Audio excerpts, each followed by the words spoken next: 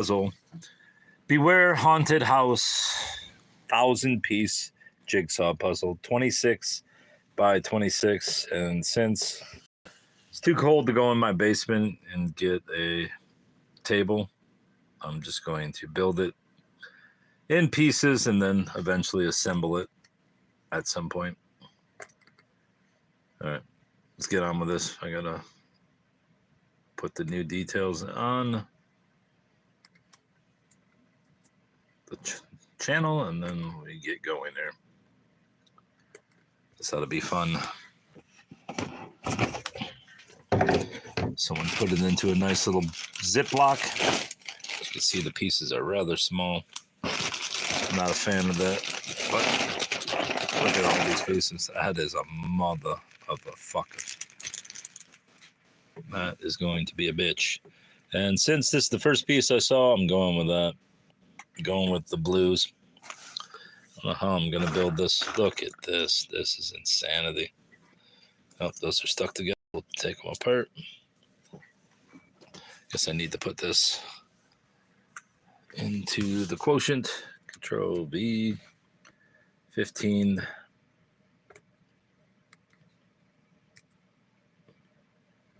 Beware Haunted House.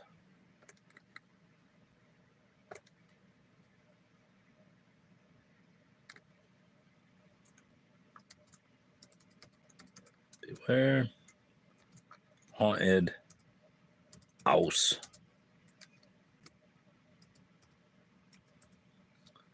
Gauss? I don't think it's going to be Gauss, buddy. It's going to be House. Part 1. Sorting.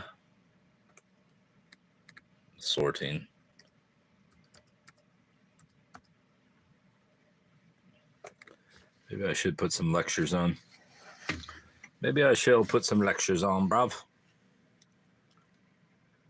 I think I will put lectures on. Let me put the lectures on. Hold on, bruv.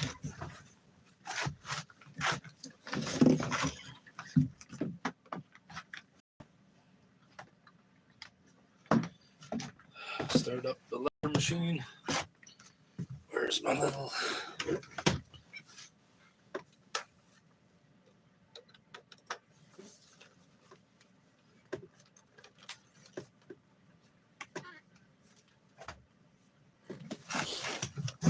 All right, we're back.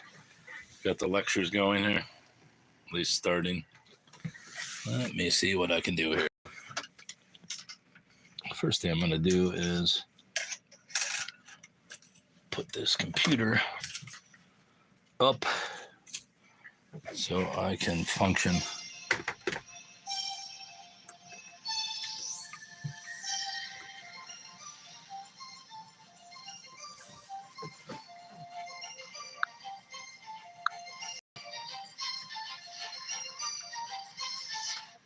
Go to the menu. We are going to listen to Livy, Tacitus, and Plutarch. Now I'm going to Petronius and whoever the hell that is. No, I think I do want to listen to that lecture again just because I don't think I heard the end of the one.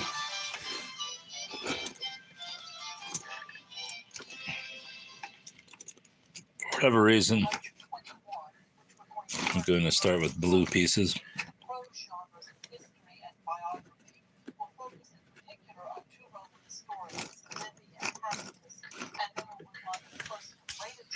Biography and talk about Plutarch. Now, in historiography, as in other genres, Roman authors model themselves to a large extent on their Greek predecessors in terms of style, format, and presentation. In fact, the very earliest Roman historians wrote in Greek rather than in Latin. But those will be disassembled in the materials available to the Roman historian, the source materials which he could draw upon, and in the Roman historian. This is what we're building, bruvs. Beware Haunted House. Had set the overall parameters of history, and Roman don't like putting the light on because it makes it clear, but oh well. And politics remained the primary focus of historiography and the lots of blue in this. Maybe I should go with orange instead. And in Rome, this focus Just build pumpkin upon pumpkin. Maybe that's what I'll do. Civil struggles of the 1st century BC that I've referred to in the last few lectures. Screw the blues. But Roman historians, far more than their Greek predecessors, took a pronounced I guess I could just leave the blues there and go with pumpkins. They wrote not just to memorialize, as Herodotus had, or to inform future generations, as Thucydides said he was doing. Roman historians tended to write deliberately to warn and to instruct. I am a bit colorblind, as well as to memorialize and to inform. Now, one major difference is that unlike Greek city-states, Rome was a literate culture from its earliest years. And while the Romans did not have official records going all the way back to the foundation in 753 BC, they did have official records called Annales Maximi, or Greatest Annals, which were kept from at least the 4th century BC onward. The Annales Maximi listed the names of ruling magistrates and recorded important events, not with any detail, just as a list.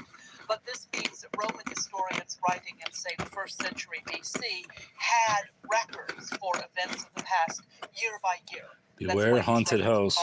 Put that aside just because it's novelty. The very earliest and I need to turn off this little heater because it's starting to bake my brains. Year-by-year organization was common in early Roman historiography. So the Annales Maximi set to some extent the form as well as giving information about the content of Roman historiography. Rhetoric was also a please have mod. I'm doing a challenge. For $10 million, I'll let you be a mod. History that sees one of its purposes to warn and to instruct. The more persuasively you can put your position, the more likely you are to be able to warn and to instruct.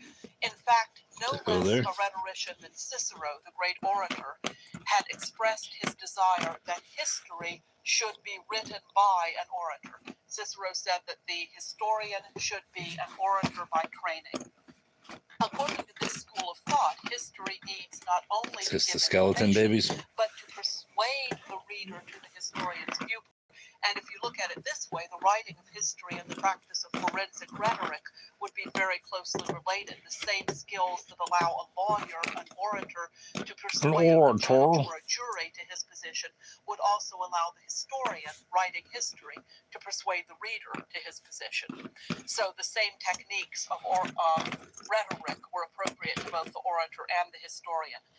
Now, for the early history and development of Rome, our most important source is Livy, Titus Livius in Latin, who lived from around 59 BC to AD 17. Most of Livy's great work, which he called Urbe Condita, from the foundation of the city, is lost. But the surviving parts of this work include enough material that we can pretty clearly reconstruct Livy's overall project. He was a provincial, like Virgil and Horace and Catullus. Livy was born in Padua and moved to Rome at some point during his life, but he had returned to Padua by the time of his death. Now, unlike other important Roman historians, Livy never held public office himself, and thus he did not take how much weight is there? Oh, it's basically just ghosts. All right, I'll separate those two. Why not? Herodotus more closely than Thucydides. He's writing not as someone who took part in the events he's writing about, but rather as an outside observer. Livy's great history of Urbe Condita, which again means from the foundation of the city, set out to recount Rome's history from its beginnings up to his own day. So he's rather Herodotean in that regard as well, that he takes this enormous project to record the history of Rome from 753 BC up to his own day, the late 1st century BC. The work in its totality consisted of 142 books, or 142 papyrus scrolls. Of these, only 35 have survived. What we have a kid's face. Are books 1 through 10, which cover events from Rome's mythic origins up through 289 BC. Then we also have books 21 through 45, which cover the time period 218 through 167 BC. Unfortunately, we don't have Livy's account of events of his own day. Books 41 and 43 through 45 are damaged, so even the books we have are not completely intact. Now, in addition, we have summaries of Livy's work, summaries of the missing books, probably compiled in the 4th century me of everything except book 136 and 137. Think of these as the Cliff Notes of antiquity, if you like. Summaries of what Livy said, short and unfortunately not terribly accurate summaries. We know that they aren't terribly accurate because we can compare the summaries with the books that do exist. For instance, we can look at the summaries of books 1 through 10, then read Livy book 1 through 10, and unfortunately, the summaries are not always terribly accurate. So while they are much, much better than nothing for reconstructing what the rest of Livy's work said, we do have to use them with caution. They don't always get it quite right. In the earliest sections of his work, Livy deals with purely legendary materials. Obviously, he has to. He's writing about events of the founding of Rome, and there are no records. Remember, the Annales Maximi do not go back that far. So, in some ways, these sections where he's dealing with purely legendary Ghost, I can materials, tell. in some ways, these sections illustrate his overall approach and his method most clearly. Events that took place at the time of Rome's foundation and for the next 2 or 3 centuries could not be proven or wrong pile, verifiable dumbass. since there were no written records, and since, as we talked about in the lecture in Herodotus, reliable, Looks like a verifiable skeleton oral piece. tradition doesn't stretch back anything like that far. It only stretches back about 3 generations. Livy, therefore, had to rely on traditional stories, such as the legend of the birth of Romulus and Remus and their upbringing in part by a wolf, in part by a shepherd. He had to rely on that kind of legend to describe the development of the early Roman state. Guess and I could on put the through bricks and all that the reign too. of Etruscan kings over Rome, their overthrow, and the How much foundation of the specialization can I Republic, the do Roman here? system of government, which we call the Republic. For all of that material, Livy had to rely on traditional stories that could not really be verified. He fills the stories out with details, events, and personalities that not only make them memorable, but also point up the morals he wants to draw. And if this is ringing a bell in your mind and you're thinking, I've heard her say exactly the same thing before, yes, Livy works very much the way the Deuteronomistic historian worked in his treatment of the David stories, as we talked about in a lecture many, many lectures ago now. Now, Livy's preface makes it clear that he wrote in part out of anxiety about Rome's present stability. The fear that civil war might return seems never far from his mind. And in Livy's analysis, he sets out what he's trying to do with his work in his preface. In his analysis, politics and morals are closely connected, and focusing on legendary figures from the remote past allows him to give both positive and negative examples for his readers of the kind of behavior that should be avoided, the kind of behavior that should be emulated. This is why I say the sections where he's dealing with legendary material in some way give us the clearest view we have of his method and his purpose. Does look like a bone. In his preface, he wants to point out exempla both to avoid and to follow. He says in the preface, in fact, that he has included legends from the remote past, specifically so that his readers could see how the steady decline of morals led to the state of affairs in his own day. He sees the history of Rome as a history of the decline of morals from the pristine beginnings down to his own day, a point at which he says, we can bear neither our vices nor their remedies. Really a rather hauntingly pessimistic statement. Our vices are such that society can no longer continue as it is, but we're incapable of tolerating the remedies. Sounds like no. So he uses stories from the remote Look at that, past there's the moon. to point up morals for his own day and to give examples for people of his own time. And at this point, as I've done before in several of these lectures, I want to zero in on one particular story, one particular narrative that Livy uses to try to illustrate his overall method and the points I'm making about it. I want to look at his treatment of the story of the rape and suicide of the Roman matron Lucretia.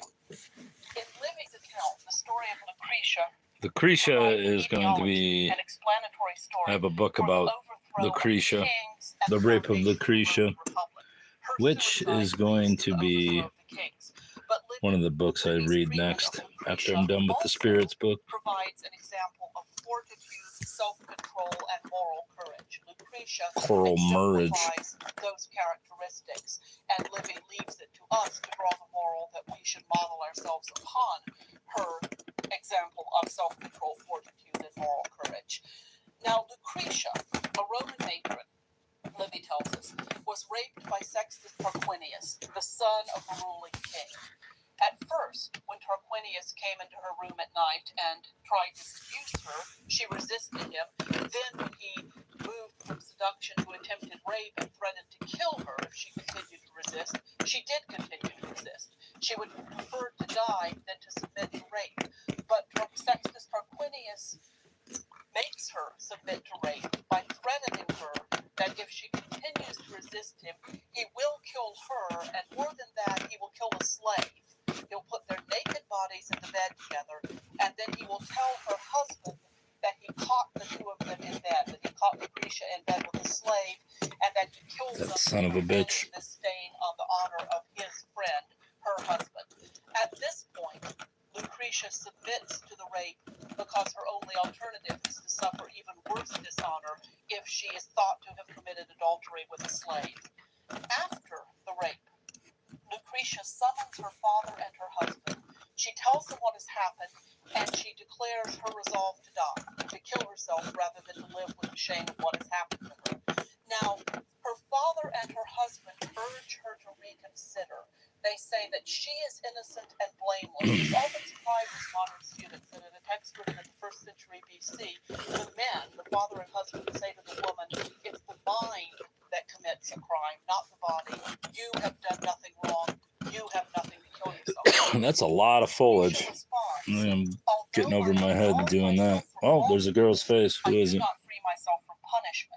This little, oh, that's a dude. That's a little bro. Through Lucretia's example. And with these words, she kills herself. Now, Lucretia here is not saying... Lucretia, my reflection.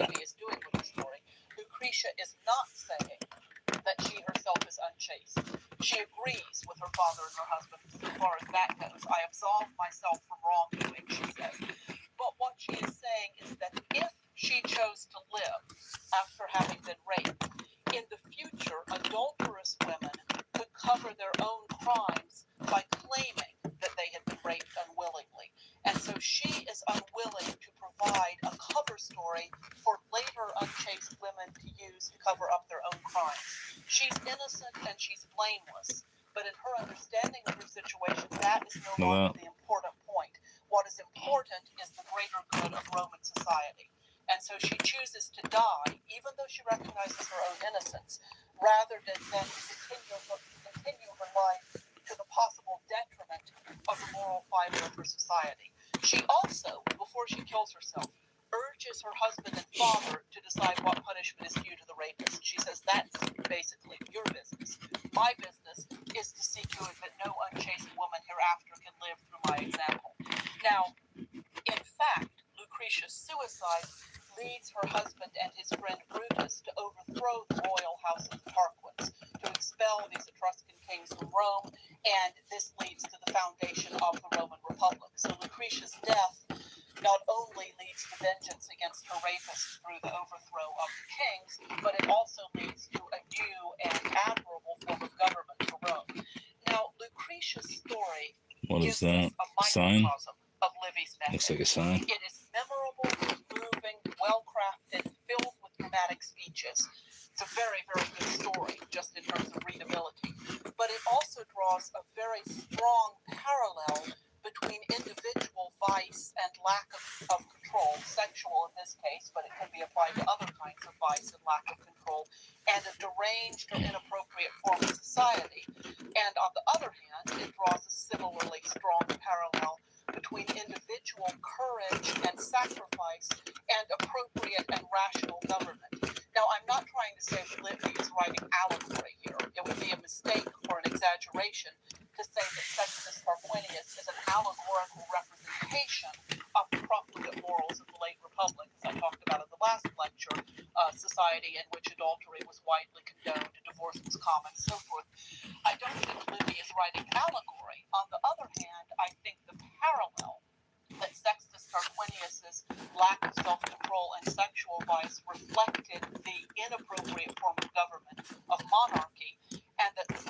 Lucretius' bold acceptance of the remedy necessary to root out those vices, Lucretius' fortitude and courage and self-sacrifice, represents or is lined up with or underlines the importance of the republican form of government.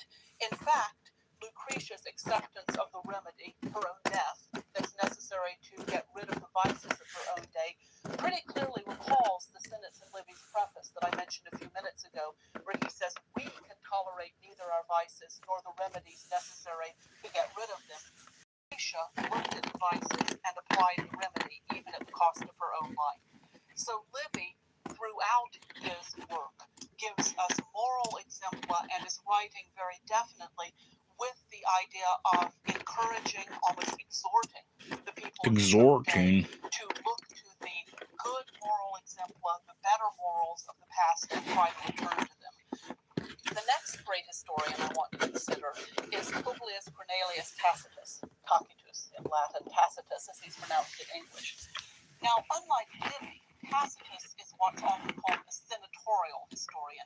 That means that he had taken part in politics himself, he had held public office, and so he was a direct participant in the Roman political system in a way that Livy was not.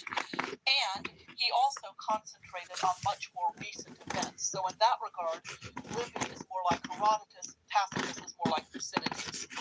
Tacitus was born around AD 56 and died around AD 117 or 118.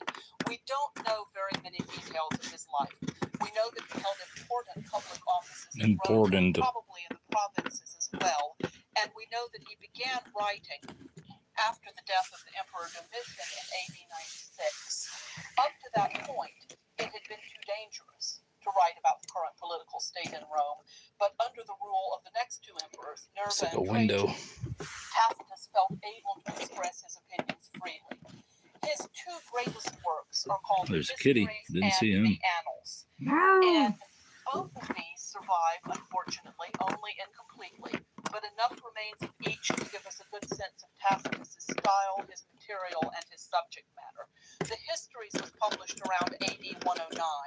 Originally, it contained 14 books and covered the years from 69, which was the reign of the Emperor Galba, to 96, the death of Domitian. We have books 1 and 4 in the beginning of book 5, so the narrative ends in the year 70. The Annals, which most scholars consider Tacitus' most important work, was published around AD 116. It began with the death of Augustus. There's just so many of these leaves. Concluded with the Need to suicide stop sorting them out. 68. And of the original 18 books of the What's Annals, this? Oh, that's that kid. 1 through 4 and 11 through 15, which cover portions of the reigns of Tiberius, Claudius, and Nero. Now, in both these books, That's a window? Tacitus focuses Sure looks like on the virtues of the old Roman Republic and the degeneracy of life habits and mores under the emperors. So he's coming at the same subject matter as Livy, but writing later and able to see how things have gone downhill, morally speaking, under the emperors, just as Livy said things went uphill, morally speaking, in the Republic after the reign of the Etruscan kings. Now, Tacitus was writing at a time when the government was good. He was writing under good emperors, but he was acutely aware of the instability inherent in a system of imperial rule. It depends on the character of the emperor. A pumpkin? If you have a good emperor, society can be very looks like good. If you have a bad emperor, society can be very, very bad indeed. Tacitus himself tells us that he writes, as he puts it, sine ira et studio, without anger or partisanship. Again, he presents himself in a rather Thucydidean manner, saying that he's writing purely objectively. In the opening paragraph of the Annals, he writes, I'm quoting here, "The successes and reverses of the old Roman people have been recorded by famous historians, and fine intellects were not wanting to describe the times of Augustus, till growing sycophancy scared them away. The histories of Tiberius, Caius, Claudius, and Nero, while they were in power, were falsified through terror, and after their death were written under the irritation of a recent hatred. Hence, my purpose is to relate a few facts about Augustus, more particularly his last acts, then the reign of Tiberius, and all which follows without either bitterness or partiality." That's the without ira et studio, without anger or partisanship, or bitterness or partiality, you can translate it in various ways, from any motives to which I am far removed. So I'm not writing out of anger over bad emperors. I'm not writing out of partisanship for one party or another. I'm simply trying to describe how it was. So Tacitus gives us a view of life under the emperors. Livy writes about the history of the Republic. Now, unlike these two historians, Plutarch, to whom I want to turn at this point for the rest of the lecture, was a Greek who had lived in Greece all his life. However, his biographical writings, Plutarch is really the father of later biography in Western literary tradition. Plutarch's biographical writings focused as much on Romans as on Greeks, and Plutarch was a Roman citizen. Remember, Rome had conquered Greece, or had brought Greece into its power in 146 BC, and so at this point in the classical world, we have ethnic Greeks living in Greece, writing in Greek, who are Roman citizens and who are writing about Roman topics.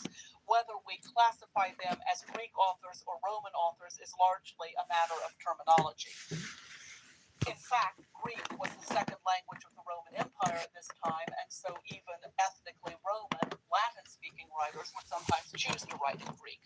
Plutarch was born in Greece, as I said, in Chaironeia around AD 50. He spent most of his life there. He died in 120. He studied in Athens as a young man. He traveled to Rome at some point and held several important political positions, both in his hometown and priestly positions at the nearby oracle or sanctuary of Delphi. Plutarch was a prolific writer. Over half his total work is lost, but what remains is truly impressive. Broadly speaking, we can divide Plutarch's works into two main categories, the Lives and the Moralia. The Lives, which are also called parallel lives, and which are what I want to look at here, are biographical sketches of famous Greeks and Romans. The Moralia are treatises on a wide variety of subjects, primarily philosophical and ethical. Now, in the Lives, of the parallel lives, Plutarch compares famous Greeks and famous Romans. So he writes about one Greek and one Roman and pairs them together. There are a total of 22 such pairs of lives. The pairing can be done on the basis of character, political situation, historical importance. So, for instance, Plutarch pairs Romulus with Theseus, the traditional founder of Athens, Pericles with Fabius Maximus, Alcibiades with Coriolanus, Caesar with Alexander, Cicero with Demosthenes, which causes me quite a pang since we have a lecture on neither Cicero nor Demosthenes in this course. In most of the pairs, Plutarch concludes with a few paragraphs of commentary and comparison, but overall he lets the resemblances speak for themselves. Now, Plutarch himself states that he is writing biography and not history. His conception of what biography entails is rather different from ours. I want to quote to you what he says at the opening of his Life of Alexander, which again is paired with the Life of Caesar, about his own methodology. Plutarch says, "The careers of these men embrace such a multitude of events Look at my that palette. the preamble shall consist of nothing more than this one plea. Skeleton. If I do not record all their most celebrated achievements or describe them exhaustively, but merely summarize what they accomplished, I ask my readers not to regard this as a fault. More For I am moon. writing biography, not history, and the truth is that the most brilliant exploits often tell us nothing of the virtues or vices of the men who performed them, while on the other hand, a chance remark or joke may reveal far more of a man's character than the mere feat of winning battles. It is my task to dwell upon those actions which illuminate the workings of the soul, and by this means to create a portrait of each man's life. I leave the story of his greatest struggles and achievements to be told by others." I like that color blue. It's nice. I think that's blue. Or is that purple? He does not see the facts Red green and colorblind, so I careers in can't tell. exhaustive detail Looks as blue to a me. part of biography proper. There had been earlier instances of biography before Plutarch wrote, in the sense of works devoted to the doings of a single man, and historians too often wrote works focusing on one man, for instance, Alexander the Great. Is that a face? But No, it's Plutarch pumpkin. brought to the genre of biography a sophistication in his analysis of character, of motivation, and of moral implications that was unprecedented before him. Now, Is it Plutarch gonna rip was it? extremely Yeah, important it's gonna rip it. author in his own right, but he is, I think, even more How's this? important in his Nachleben, to use the German word, afterlife, Is that a what bat? his work meant in later literary Where's tradition. that bat The go? Up in the influence he tree. had on later European historiography, biography, Keeping it and together. It's a literature cheat. is almost incalculable. My own cheat This code. makes me surprising because the lives are not particularly familiar to modern readers, but in the Renaissance and after, Plutarch's lives were among the most widely read works of classical literature. Amyot's French version of the Lives, published in 1559, and the Moralia in 1572, are considered classics of French literature in their own right. And in English, Sir Thomas North translated the Lives in 1579, Another bat. working largely from Amyot as well as from Plutarch's There original. more bats up in the sky. Right there. The influence of these translations was profound. And to take just one, but the most important example, Shakespeare relied on Plutarch through North's translation to an astonishing extent. I said in the previous lecture that Ovid was the author to whom Shakespeare turned most readily when he wanted an example or a comparison. This is true, but Plutarch comes second only to Is Ovid. that the bat again? And Shakespeare's Roman history Kind of looks like plays him. are drawn almost directly from Plutarch. It's scarcely an exaggeration to say that Julius Caesar and Antony and Cleopatra are Plutarch, or perhaps Sir Thomas North's Plutarch, dramatized and set into verse. For instance, I want to read you a passage from North's translation of Plutarch, and then a very famous passage from Antony and Cleopatra. And I think anyone listening to this will see Skeleton. the connection. These are two parallel passages in North and in Shakespeare that are very often in use to show the extent of Shakespeare's reliance on North. This is North's translation of Plutarch, describing Cleopatra in her barge. She disdained to set forward otherwise, but to take her barge in the river of Cydnus, the poop whereof was gold, the sails of purple, and the oars of silver, which kept stroking rowing after the sound of the music of flutes, hautboys, citherns, viols, and other such instruments as they played upon in the barge. And now for the person of herself.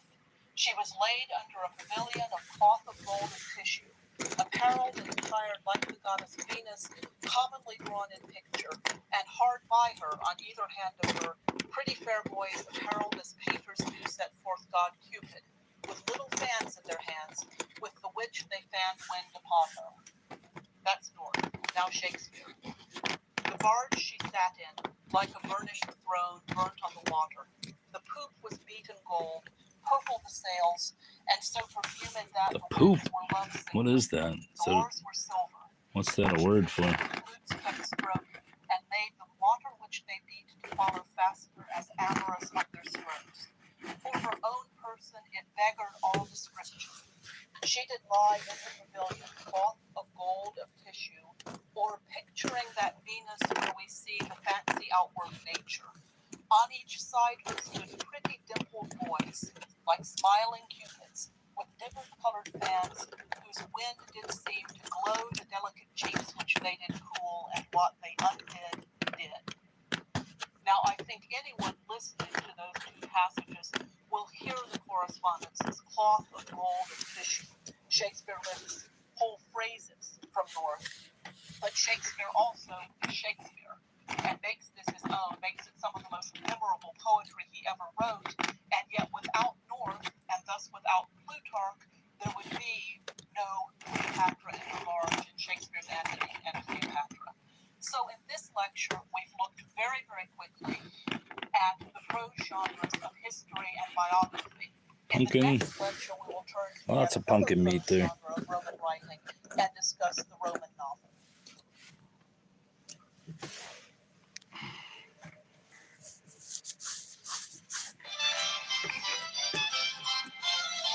Tronius and Apuleius.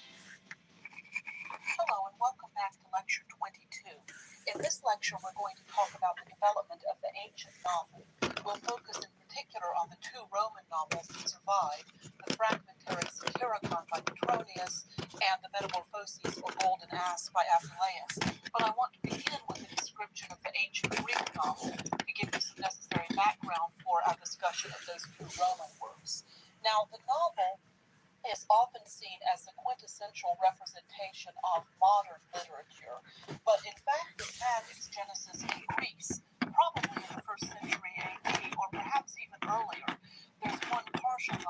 way too many hues into that pile, but whatever. We have 5 complete surviving But since I'm Greek colorblind, novels. I got to go by what I can see. Are all variations on a standard plot, one which features the trials and tribulations of a pair of young lovers. Typically, the Greek novel portrays an innocent pair of well-born teenagers just coming into adulthood who fall in love with one another. They're gonna be a And they pumpkin. are either prevented from marrying or they are separated right after their marriage by a series of misadventures and misfortunes. They journey to exotic lands, for instance, Egypt, Ethiopia, Italy, that sort of place. Standard elements that they encounter include storms, shipwrecks, abduction by pirates, attempted rape or seduction of the girl who remains steadfastly chaste, and even sometimes apparent death or one of the other of the lovers. Finally, there's a happy ending in a reunion of the loving young pair. They either are rejoined in their marriage or they are allowed to marry at the end. Now, we can see several sources of influence on this typical plot of the Greek novel, including most obviously new comedy. New comedy's influence is evident in the boy meets girl, boy loses girl, boy gets girl back again plotline of the Greek novel. All right, little heater. I thought I turned you down, bastard. Extravagant coincidences to further the storyline. But interestingly enough, we can also see the influence of epic and Also putting these on back the Greek in. novel. The adventures, shipwrecks, kidnappings, These and are so going forth, back all in. of them seem pretty clearly That to one recall isn't. the adventures of Odysseus in books 9 through 12 of the Odyssey, and the detailed descriptions of exotic lands where the young couple travel seem to owe a great deal There's to a the tad of ethnographic white, portions so of keep it. Herodotus, to the sections of the histories in which Herodotus talks about various different cultures and places. The That's the novel's pirate head. use of prose, novels are by definition written in prose, seems unsurprising to modern readers. We assume that that's how fiction is written. We don't expect fiction to be in poetry. But in fact, this was a surprising departure in the ancient world from the expectations of what was appropriate for prose and what was appropriate for poetry. Prose had been the métier of historians, orators, and philosophers. Fiction had previously been written in poetic form, at least this kind of fantastic adventure story fiction, romantic fiction, that was considered appropriate for poetry. Remember, comedy is a poetic genre, and so the use of prose in the novel was a departure from previous conventions of ancient literature. Oh, faces go up there. The Greek novel had a standard form and plot, as I've just outlined, but our surviving Roman novels show a freedom of invention and imagination that is both bewildering and exhilarating. We have only 2 extant Roman novels, and one of those is frustratingly fragmentary. That's the Satyricon of Petronius. All right, I gotta turn this heater down again. Petronius, we think he is. I'll come back to that in a few moments. The second novel, which fortunately is complete, the second Roman novel, is the Metamorphoses of Apuleius, who was born around 125 AD and died around 170. This work is more commonly known as the Golden Ass. St. Augustine, whom we'll meet in lecture 24, tells us that Apuleius' work was often called the Golden Ass, and I will tend to refer to it that way in this lecture just to avoid the possibility of confusion with Ovid's Metamorphoses. Now, these 2 works, Satyricon and the Golden Ass, seem to depend, at least in part, on the conventions of the Greek novel for their form and for their subject matter. Both are written in prose to begin with, although Satyricon incorporates segments of poetry as well. Both include stories of romantic, or at least erotic, escapades, adventures, and misadventures. But the characters in the Greek novels that we have are rather colorless and stereotypical. You could interchange them from one novel to another. The young girl, the young boy, neither one of them has much individual character in the Greek novels. In contrast to that, these Roman novels feature extremely individualistic and highly memorable personages. So, to talk about Satyricon first, who was the author is the first question that we have with this work. And the answer to that is that the author of Satyricon was perhaps some scholars would say probably, the same Petronius who was a prominent figure in the circle of the Emperor Nero. Nero reigned from AD 54 to 68. And in the Annals, Tacitus, the same Tacitus we discussed in the previous lecture, describes a man named Petronius as Nero's arbiter elegantiae, his judge of taste or judge of elegance. This seems to mean that Nero relied on this Petronius to tell him what was and was not truly elegant, truly tasteful. So Petronius was Nero's advisor in matters of taste and elegance. Tacitus further says It'll be a that big boon, Petronius apparently. tended to reverse night and day. He stayed up all night, slept all day. He held lavish parties and so forth. And Tacitus tells us finally that Petronius was accused of treason by a jealous rival and was allowed to commit suicide or ordered to commit suicide by Nero. You will commit suicide. And Petronius supposedly Kind made of bastard tell someone that. an occasion to display his urbanity and wit. He invited friends in, joked with them, opened his veins and bled a bit, and had his veins bound up so that he could eat and drink a bit more, and continued to joke and to chat with his friends, and then committed suicide a little bit more, and then continued the party. So supposedly Petronius was an extremely urbane, witty, elegant man who advised Nero in matters of taste. Is this Petronius the same man who wrote the Satyricon? We would like to think so, just because we would like to know who the author is. Knowing who the author is, when he lived, and the circumstances of his own life tells us so very much about a work, as we've seen throughout these parts of this course.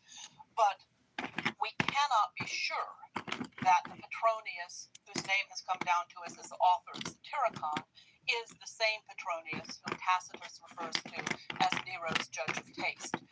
The manuscripts of Satyricon do in fact say that it is by Petronius, but there's no unambiguous internal evidence to indicate that it's the same Petronius.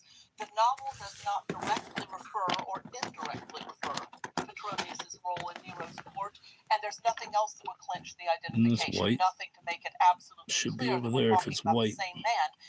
And Tacitus does not say that Petronius wrote anything. He doesn't tell us that Petronius wrote a novel, or for that matter, anything else. And it is at least a bit troubling that Satyricon, as we'll see in a few minutes, deals mainly with lower class characters and seems to indicate someone, an author who knows a great deal about lower class characters, their style of speech, their style of life. Would Petronius of Nero's court have this knowledge of or this interest in lower class characters? It seems to remain an open question whether Petronius of Nero's court and Petronius, the author of Satyricon, are the same man. And this is frustrating for many reasons, not least because it makes a further dating of the novel impossible. Without knowing the author, we aren't sure exactly when this work was written. If Petronius is the Petronius of Nero's court, then it's possible that Satyricon is actually earlier than our earliest fully surviving Greek novel, and that raises the question of, did the Greek novels that we have draw on Satyricon to a certain extent, rather than the other way around? Chronology is important for knowing direction of influence, but we have to leave the question of the authorship of Satyricon there. We simply don't know. Whoever its author, Satyricon is a difficult work to categorize, not least because of its fragmentary state. Some scholars question whether we should properly call Satyricon a novel at all, in fact. We don't know what else to call it, but novel isn't necessarily quite the right term for it. The original work was perhaps in as many as 20 books. Portions of only 3 of those survive. Probably those portions come from relatively late in the narrative, and much of what remains is short, disjointed passages rather than long narrative sequences. The longest narrative, Trimalchio's Dinner, which describes the extremely ostentatious and vulgarly bad-paced dinner of a freedman, Trimalchio, someone who was born a slave, gained his freedom, and became enormously rich. This longest narrative, Trimalchio's Dinner Party, probably made up the bulk of one book of Satyricon. But with the other passages that survive, we can't even be certain of the order in which the remaining fragments would have appeared in the original text. We don't even know which narrative bit comes before which other narrative bit. Furthermore, the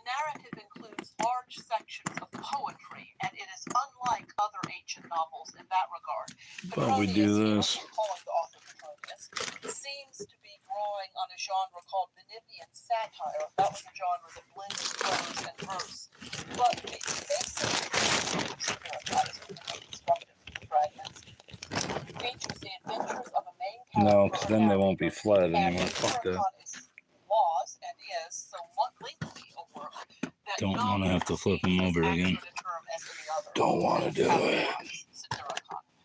Despite the disjointed nature of the remains of this work, we can still get some sense of its overall nature. The book features, as I just said, a narrator. He's named Encolpius, and it also features his friends and sidekicks, including his young male lover, Gaiton. The portions that have survived focus on different characters with whom Encolpius interacts during a series of adventures set in South Italy. And the overall tone is decidedly irreverent, bawdy, downright raucous. Many of the adventures in the portions of the work that have survived include attempted and often very successful seductions of Gaiton, the narrator's young lover Gaiton. Now, this is one reason that we tend to suppose the Satyricon directly and intentionally parodies Greek novels. Gaiton's willingness to be seduced and his lack of fidelity to Encolpius, and for that matter his gender as a male rather than a female, can be seen as mirror images, as satirical opposites of the heroine of a standard Greek novel such as Chloe and Daphnis and Chloe. Remember, as I said, the plot of a Greek novel often includes attempted rapes or seductions of the heroine. She remains steadfastly chaste and is returned to her lover or her husband as loyal as she was the day she left him. Gaiton, on the other hand, is only too willing to be seduced by anyone and everyone other than Encolpius, and so this can be seen as a spoof, as a reversal of the standard of the Greek novel. Our reading of this plot element as parody of a Greek novel is strengthened by the fact that there are other clearly parodic elements in Satyricon. For instance, Trimalchio's dinner party, that extremely ostentatious, over-the-top, vulgar dinner given by a Nouveau Riche freedman, pretty clearly parodies or satirizes Plato's Symposium, a dialogue in which Plato has characters including Socrates, Aristophanes, Alcibiades, and others meet and discuss the nature of love at a drinking party, a symposium. So we have a parody of Plato in Trimalchio's dinner. And we have a parody of the Odyssey as well. Encolpius suffers from the wrath of Priapus, the Roman god of male potency, just as Odysseus suffers from the wrath of Poseidon in the Odyssey. So given that we say with a good deal of confidence that the Satyricon deliberately parodies philosophy and epic, it also seems to be something we can say with a good deal of confidence that the relationship between Encolpius and Gaiton is meant as a parody of the young lover's plot of an ancient novel. Now, when we turn to Apuleius and his work Metamorphoses, or The Golden Ass, we are on firmer ground for several reasons. The work is complete, first and foremost, and we know a good deal more about the author. We know who he was, and we have some other works by this same author. Apuleius was born around AD 125 in Medorus in North Africa. His parents were well off. He was educated in Carthage, Athens, and Rome. And as a young man, he married a wealthy older widow named Pudentilla. In either 158 or 159, he was made the defendant in a lawsuit brought by Pudentilla's relatives, who thought that she must have been enchanted in order to marry him. They charged him in court. They charged Apuleius with using magic to induce this wealthy older widow to marry him. And Apuleius's apology or his speech in his own defense in this trial has survived, as has a collection of his public speeches called the Florigo, which means flowery speeches, basically, from the 160s. We can't securely date The Golden Ass, Apuleius's novel. Most scholars think it's a work from fairly late in the author's life. We don't know the exact date of it. Now, the plot of The Golden Ass centers around the adventures of Lucius, a young man, the narrator of the work, who, through a terrible mistake with something he thinks is a love potion, is transformed into a donkey. That's the ass in the alternative title. And golden doesn't mean that the donkey is gold. It's a reference to the beautiful linguistics style, the beautiful narrative style of the novel. So the ass of Apuleius, which is golden in its presentation. Lucius learns that to become unenchanted and transformed back into his rightful shape as a man, he must eat some roses. It's very simple. The antidote to this magic potion, which turns one into a donkey, is to eat some roses and then one's turned back into a man. However, a series of misadventures prevents Lucius from getting any roses. Every time he approaches a rose bush, something happens to drive him away. His wanderings, tribulations, kidnappings, and erotic adventures, yes, erotic adventures with human women, despite the fact that he is in the form of a donkey, provide a hilarious spoof of the adventures of a young lover in a serious novel. Finally, in the last book of the novel, Lucius throws himself upon the mercy of the goddess Isis, the great Egyptian goddess, and she transforms him back into his proper state. Now, The Golden Ass is an extraordinarily rich, complex, and multifaceted work. It would take several lectures to do it justice.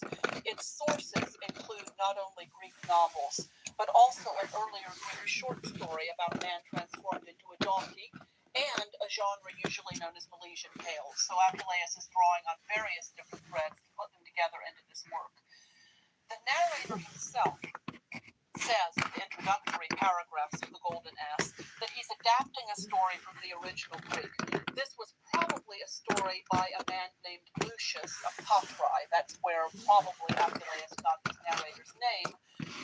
That story, unfortunately, is lost. We have an abridged version of it called Lucius or the Donkey, which is attributed to another Greek author, Lucian. I know all these Lucians and Lucians are confusing, but the story about a donkey, about transformation into a donkey by Lucius of Paphrai is lost. We have an abridged version attributed to the Greek author Lucian. The exact relationship between Lucian or the original story he's abridging and Apuleius' novel remains a matter of controversy, but at least it seems clear that the Greek original was considerably shorter than Apuleius' version. It may have provided the basic idea for the plot, a man transformed into a donkey and his subsequent adventures, but the transformation of that story into a full-length novel is Apuleius' own. The Golden Ass incorporates a great many tales within a tale, great subsidiary stories. And in We sorted. paragraph, in the very first sentence, in fact, Apuleius tells us, or the narrator Lucius tells us, that he's putting together different stories in a Milesian manner. Now here Apuleius is drawing on a genre called Milesian I'm gonna start tales, with the moon. which were short body erotic stories. And there are a great many such inset stories throughout The Golden Ass, spoken in the voice of several different characters having to do with sexual adventures and misadventures. But the longest and most important inset tale, which takes up books 4 through 6 of the novel, is the story of Cupid and Psyche. This story is far more complex and far more serious than the standard body Milesian tale. Lucius, still in the form of a donkey, overhears the story of Cupid and Psyche when he's in the hands of bandits who have kidnapped a young girl. He's their donkey.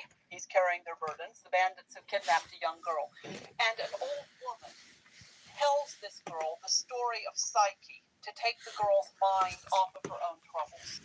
This story, the story of Cupid and Psyche, clearly follows the plot of a Greek novel. It's the story of the god Cupid, the equivalent of Eros in Greek, the god of desire and sexual attraction, and his marriage to and separation from a girl named Psyche. The main story, as Apuleius tells it, revolves around Psyche's wanderings, the tasks she faces, the difficulties she encounters, partly through the hatred of her mother-in-law, the goddess Venus, and finally the reconciliation and reunion of Cupid and Psyche and her transformation into a goddess so that they can live together quite literally, happily, forever after. Cupid is a god, Psyche becomes a goddess at the end of the work. So the story clearly follows the plot of a Greek novel. Young couple separated shortly after their marriage, trials and tribulations, happy reunion. But it's also, no less clearly, an allegory of the progress of the soul. Remember in the lecture on the Iliad, I mentioned that the Greek word for soul, for what goes to the underworld, is psyche, in English. It's exactly the same word used in the story of Cupid and Psyche. One could equally well say that this is a story of desire and the soul. Those are what those two words, Cupid and Psyche, mean. In fact, it is an open question whether there was any pre-existing myth of Cupid and Psyche, or whether Apuleius simply made this story up for the purposes of his own work, his own novel. Clearly, even if he is drawing on a pre-existent traditional myth, Apuleius reworks the story to make it a very obvious, carefully crafted literary allegory of the progress of the soul towards eventual immortality. In this one episode, the interspersed Milesian tales and the Golden Ass, the serious Greek novel which Apuleius Serious moonlight, about, buddy. the use of myth, or perhaps invented myth, as self-conscious allegory, and the plot line of Apuleius's own novel all intersect. This is what I mean by saying this is an extraordinarily complex and fascinating work. Now, the Cupid and Psyche episode is consciously allegorized mythology, but it's far from the only part of the narrative to deal with gods or the divine. The Golden Ass is, among other things, a precious source of information for scholars on religious belief systems and the religious world and worldview of Romans in the 2nd century AD, or at least of Romans living in Africa in the 2nd century AD. Lucius's retransformation from an ass or a donkey back into a man is affected by the direct intervention of the goddess Isis at the end of the novel. Book 11 begins with Lucius' prayer to Isis for help and her answering epiphany. Yep, I must go She to a window. has a vision of her, and she tells him, Right, we got the moon. The very next day, there will be a procession in her honor, and that a priest in this procession We'll work on the ghosts. Roses. That Lucius, in his donkey form, should make his way up to this priest, eat the roses, and he'll be transformed back into human form. This does indeed happen, and Lucius is initiated into the cult of Isis as a priest in gratitude for the goddess's epiphany and for her helping him. Probably Apuleius himself was an initiate into the cult of Isis because he seems to know a very, very great deal about it. And in fact, the description of Lucius's initiation is the fullest surviving account of Isis worship that we have from the ancient world. It doesn't tell us nearly everything we would like to know about the worship of Isis because, like many ancient religious cults, the worship of Isis was a mystery religion. That means that the ceremonies held in honor of the goddess, the rites that were performed in her honor, were open only to initiates, and the initiates were bound by an oath not to talk about what happened in their ceremonies, what they did to honor Isis, to any non-initiates. And so Lucius, the narrator, or Apuleius, the author, when they're describing Lucius' initiation, tells us as much as is proper to tell, but stops short of describing the things that only initiates can know. So it by no means gives us a full description of Isis worship, but it is the fullest description that we have. It tells us more than any other work we have. Now, along with giving us a glimpse into Isis worship, one variety of belief among the Romans of Apuleius' day, the Golden Ass also, fascinatingly, indicates the scorn with which some Romans viewed Christianity. There are a couple of places where Apuleius addresses Christianity directly. One is in his description, the clearest one, his description of a cruel baker's wife that occurs in Book 9. He writes, and I'm quoting Walsh's translation, "There was not a single vice which that most despicable woman did not possess. Every conceivable wickedness had accumulated in her mind as in some filthy cesspool. She was crabbed and crotchety, libidinous and bibulous, obdurate and obstinate. Her greed was evident in her base thieving, her prodigality, and her What is this unsightly for? The tree?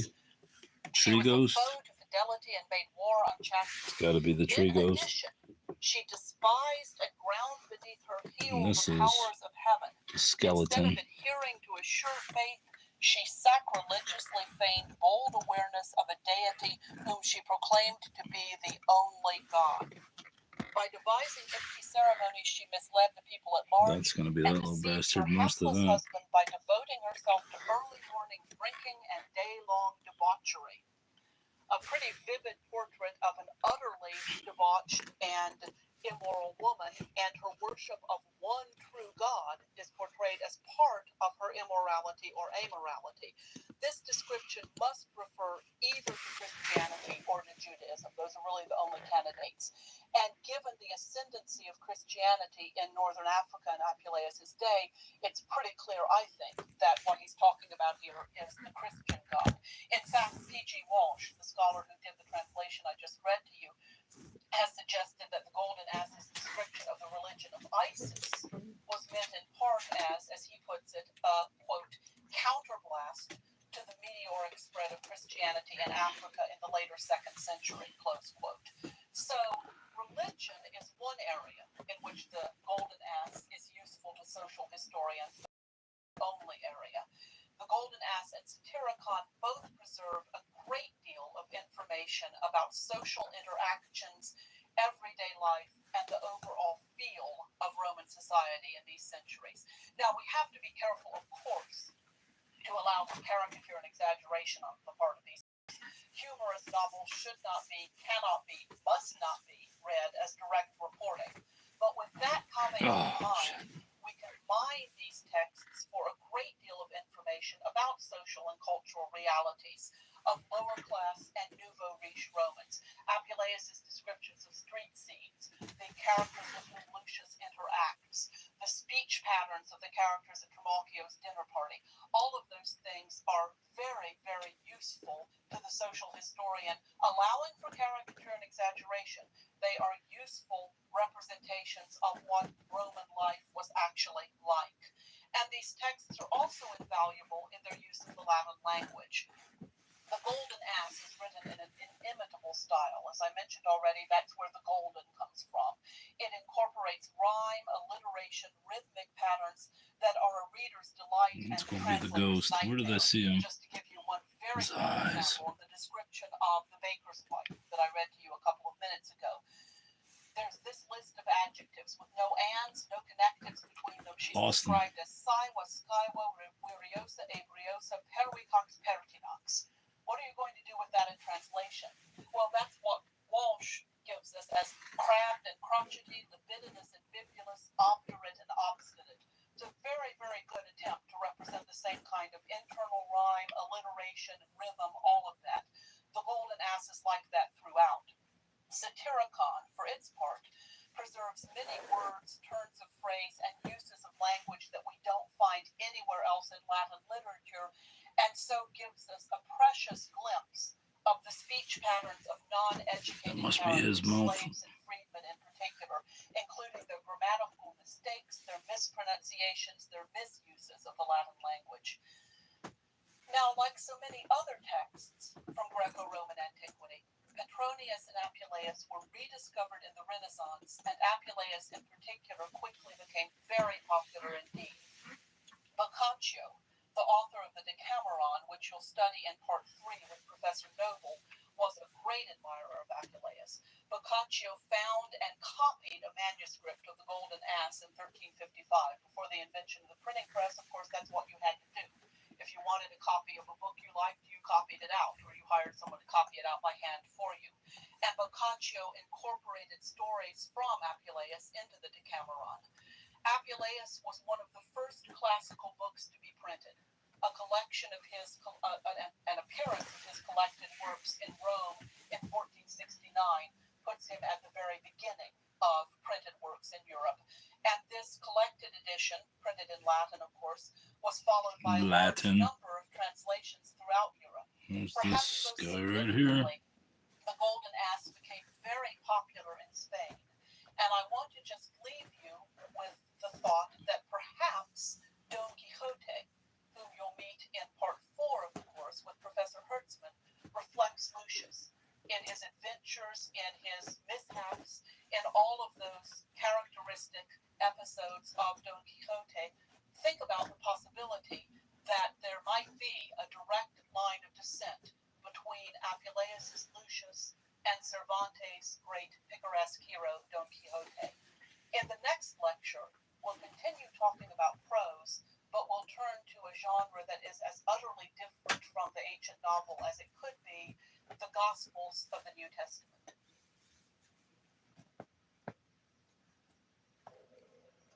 We're going to talk about Psyche. No, we're not going to go to the Gospels today. Get that. I'll try to get the skeleton in here.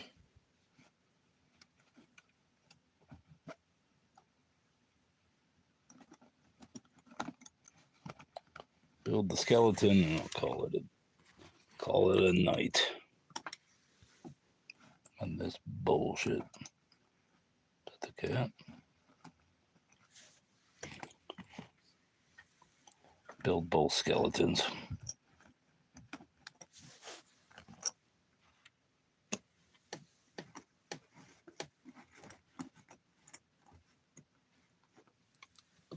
How's that? Ain't no skeleton.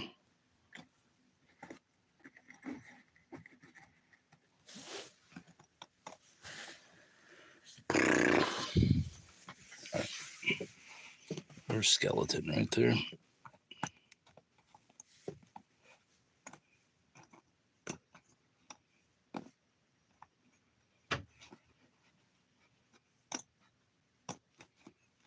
What is this? That's the pirate kid.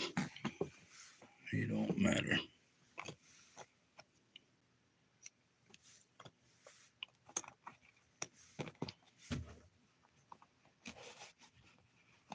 Wait, there's two skeletons. One in the tree.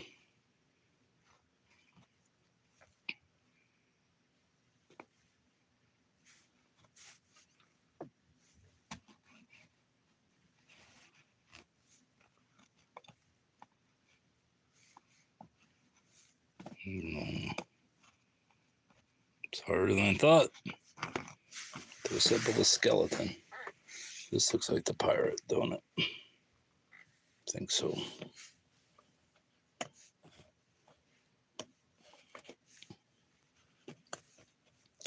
Pirate. All right, give me some skeletons.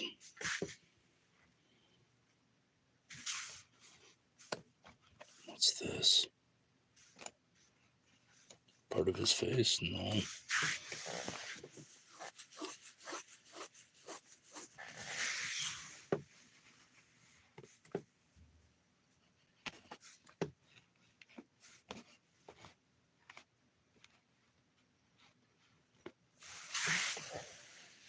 Kicking my ass.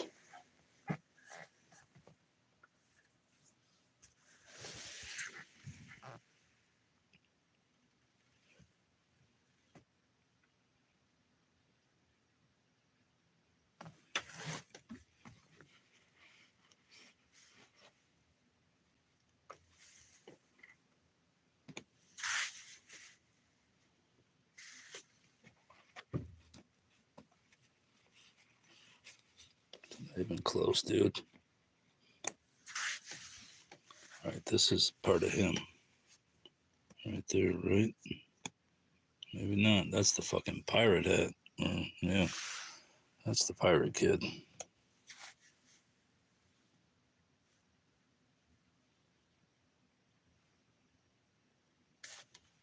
Right, this son bitch is kicking my ass. I give up.